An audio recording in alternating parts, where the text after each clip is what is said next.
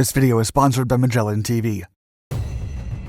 While soldiers from Battery A, 1st Battalion, 77th Artillery Regiment, 1st Cavalry Division, rested in their bunkers after participating in one of the Vietnam War's largest offensives, the brunt force of North Vietnamese troops attacking them woke them up.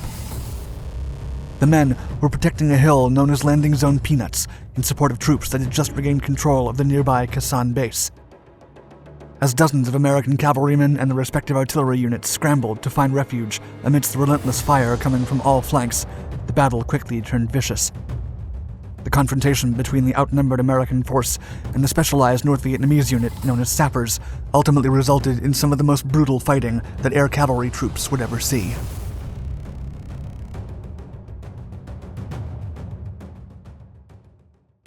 The Vietnam War saw some of the most brutal up-close and personal combat with some of the toughest and grittiest soldiers in history. Adaptation was key, and now you can learn more about some of the other most influential and iconic fighting force innovations in the 10-part Magellan TV documentary series Top 10 Warfare: Weapons, Battles, Leaders. Each episode is dedicated to the top 10 of military inventions, battles, aircraft, vessels, weapons, secrets, tanks, fighting forces, and leaders, and explores how they influenced the military entanglements they were a part of. And now Dark Docs viewers can take advantage of Magellan TV's special holiday offer. Buy one annual membership and receive a free gift card for another annual membership. Visit try.magellantv.com/darkdocs or click on the link in the description below to begin streaming today. That's 2 annual memberships for the price of 1. Have a look at Magellan TV's extensive collection of over 3,000 documentaries about world history, military, science, mysteries, and more. With new programs added weekly, you'll never run out of interesting content to stream.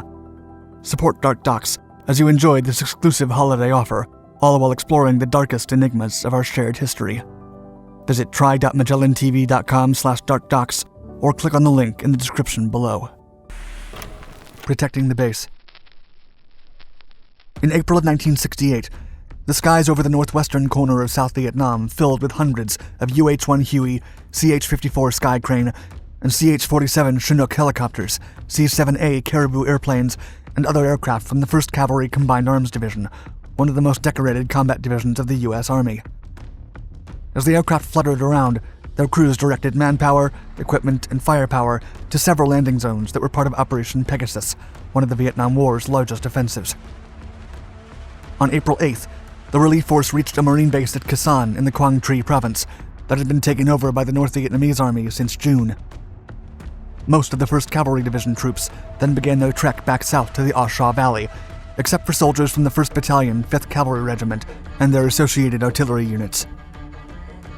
The forces had been helicoptered to a T-shaped hill known as Landing Zone Peanuts to support Marine regiments that had begun re-establishing control of the Khe Sanh base and facing the westward approaches from the vicious North Vietnamese Army. If the NBA wanted to attack Khe Sanh again, they would have to go through the landing zone first. The 1st Battalion, 5th Cavalry then established defensive positions around the perimeter, and the men laid coiled barbed wire and cut down grass around their bunkers to provide clear fields of fire. Stretching out from Landing Zone Peanuts was a narrow rectangle of land, dotted with howitzer large-range weapons, where the bunkers of artillerymen from Battery A, 1st Battalion, 77th Artillery Regiment, 1st Cavalry Division were set. The troops were now ready to face the enemy and protect the base at all costs. First attack. On the afternoon of May 4th, 1968, 3 enemy artillery rounds suddenly landed in the perimeter, hitting the weapons dump containing over 2,000 rounds of howitzer ammunition. The subsequent blast forced the Americans to climb and take cover. By sundown, Landing Zone Peanuts had been hit with 21 rounds, taking the lives of 2 soldiers and injuring 10 more, including Battery A's captain, Ron Weiss. Without the commanding officer, the diminished ranks of artillerymen had no choice but to leave their positions and run for cover inside foxholes on the main hilltop, abandoning their battery's 6 howitzers. As the night fell, 1st Battalion, 5th Cavalry Lieutenant Colonel Zeke Jordan realized that the base was now a top priority for the North Vietnamese soldiers approaching from Laos. Only 150 men were defending Peanuts, while over 300 North Vietnamese men from the 304th NVA Division's 66th Regiment had spread out and hidden in the area. There were also no manned howitzers on the hilltop, and only one under-strength infantry company providing perimeter security. Jordan knew that the situation would turn sour very quickly. The fighting intensifies. By midnight, the initial attackers began to crawl uphill from multiple sides. They were known as sappers and wore only small drab loincloths and were smeared with soot. Hauling satchels filled with explosives and carrying folding stock AK-47 assault rifles, the attackers were on a mission to blast wide gaps in the landing zone's perimeter for regular troops to run behind them and perform a close-quarters attack. This kind of surprise attack was the Sapper Force's specialty, as they were members of the Bộ Đội Đặc Công, a highly organized, well-trained, and well-equipped organization carrying out special operations. Around 2 a.m., the men from the Alpha Company securing the perimeter were sitting at the bottom of an underground bunker about 200 miles away from the landing zone when 2 trip flares were set off nearby. The men then grabbed their grenades, pulled the pins, and tossed the explosive devices in their direction, hearing the screams of enemy troops as they exploded. Realizing how close the enemy was to the perimeter, Private Britton Corr grabbed the radio inside his bunker to contact Captain George Kish at the Alpha Company's hooch, only 350 yards away from the landing zone. While Corr talked into the headset, the other men inside the bunker began tearing down parts of the walls in order to create better observation points. Both sides exchanged damaging grenades and satchel charges for several minutes, and as the Americans began to hear small arms fire and explosions intensifying on the higher ridge behind them, it was clear that Landing Zone Peanuts was under attack from sappers approaching from the east, northeast, and southwest perimeters. The attacks continued for a few more hours as waves of vicious sappers and North Vietnamese soldiers continued to assault the perimeter. Meanwhile, First Lieutenant Mike Maynard, who became the acting commander after Weiss was injured, gave the order to shoot illumination flares over the landing zone to allow the base's defenders to identify the enemies. The soldiers continued to perform all sorts of frenzied actions to stop the enemy's advance all across the landing zone's fronts. On the southern perimeter, Private Scott Thompson of Alpha Company was inside his bunker when the first flares exploded in the sky, lighting up countless NVA locations at the bottom of the hills. To his left, the sound of gunfire around the howitzers intensified, while on his right, an M60 machine gun fired its bullets with red tracer tails over the hill. As Thompson took a peek outside the slit of his bunker, a burst of light revealed a nearly naked man running up the hill, bypassing his position.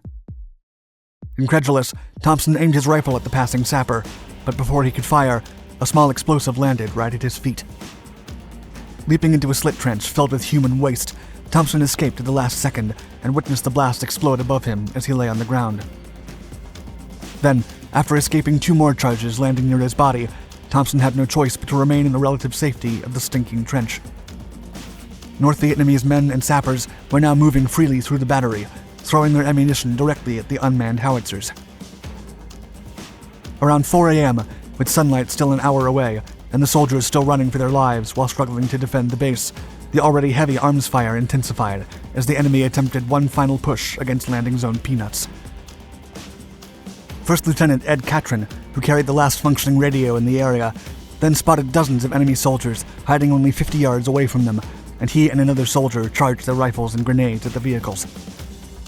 After several minutes of close-quarters fighting and the lighting flares running low, Catron shouted at the fighting soldiers around the base to pull back into the bunker. Lighting up the sky. With no time to waste, Lieutenant Catron radioed the fire support liaison officer and told him that they needed Blue Max support in the area. Blue Max was the rocket-armed aircraft of the 20th Field Artillery Regiment, 1st Cavalry Division. At about 4:30 a.m., and still in the dark, the Americans used their last illumination rounds and watched them drift across the valley. The soldiers were terrified of even a second of darkness, and they hung their heads in despair. But just when they had lost hope, the distant hum of aircraft engines was heard in the distance.